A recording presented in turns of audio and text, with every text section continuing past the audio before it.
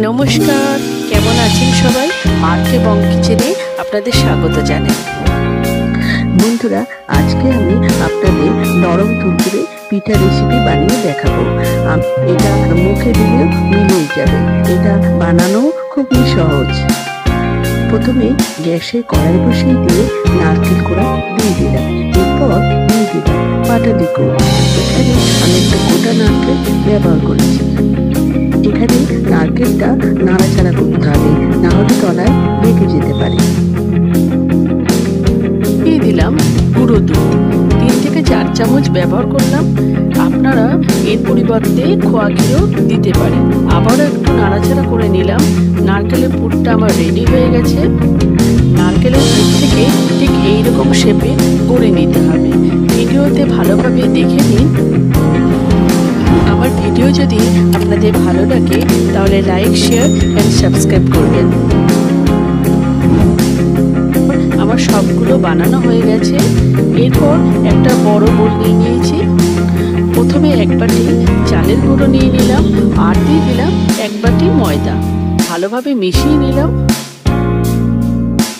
অল্প অল্প জল দিয়ে একটা ব্যাটার তৈরি করে নেব। একেবারে জল দেব না। দেখুন বন্ধুরা, ব্যাটারটা আমার রেডি হয়ে গেছে। এর কনসিস্টেন্সিটা ঠিক এইরকম হবে। আর একটা কড়াই বসিয়ে দিয়েছি। কড়াই বসিয়ে দিয়ে তেল দিয়ে দিয়েছি। তেলটা গরম হয়ে গেলে নারকেলের যে তক্তিগুলো করে রেখেছি সেইগুলো ব্যাটারে চুবিয়ে আমি একটা একটা করে তেলে ছেড়ে দিলাম। পর এক পিঠ ভাজা হয়ে গেলে উল্টে দিতে হবে। আস্তে আস্তে এই কাজটা করতে হবে। এরপর আমার সবগুলো ভাজা হয়ে গেছে। একটা প্লেটে তুলে নিলাম। কড়াইতে দুধ দিয়ে দিয়েছি। আমি এখানে 1 লিটার দুধ ব্যবহার করেছি।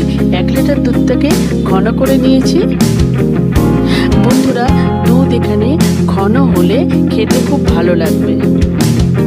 কিছুটা পরিমাণ এলাচ গুঁড়ো দিয়ে দিলাম আর দিয়ে দিলাম কিছুটা পরিমাণ পাটালি গুঁড়ো।